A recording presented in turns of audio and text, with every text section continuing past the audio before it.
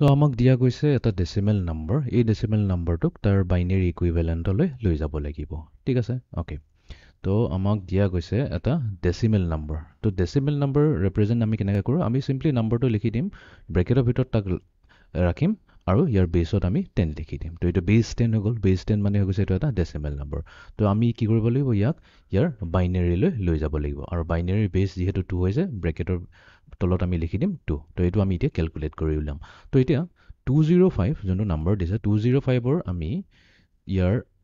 binary উলিয়াবলৈ হ'লে আমি কি কৰিব লাগিব ডাবল ডাবল মেথড ইউজ কৰিব লাগিব ডাবল ডাবল বুলি কয় মানে কি হয় এইটোক আমি 2 ৰে ডিভাইড কৰি যাম আৰু ইয়াৰ ৰিমাইণ্ডাৰটো আমি নোট কৰি যাম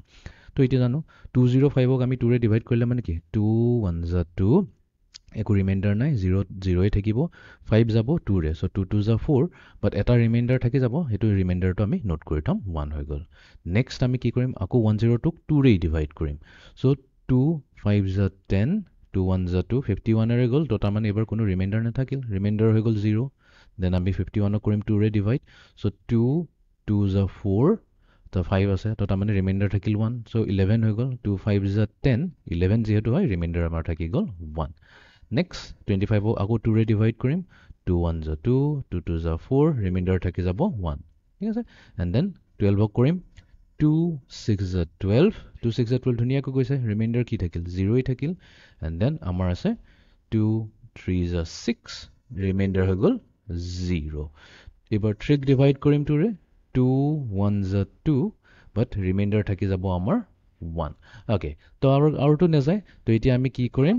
এইটো বাইনাৰীলৈ কেনেকৈ ৰিড কৰিম এইটোক আমি এমএছবি বুলি কম ঠিক আছে মোষ্ট সিগনিফিকেন্ট বিট আৰু এইটো হৈ যাব আমাৰ এলএছবি লিষ্ট সিগনিফিকেন্ট বিট তো তাৰ মানে আমি ৰিড কৰিলে কি এনেকৈ এইটো ডাইৰেকশ্যনত যাম তো প্ৰথমতে এই 1 টোক আমি নোট কৰি ল'ম এইটো হৈ গ'ল আমাৰ 1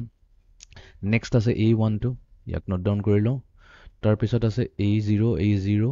দুটা 0 আছে তাৰ পিছত আছে আমাৰ 1 1 1 1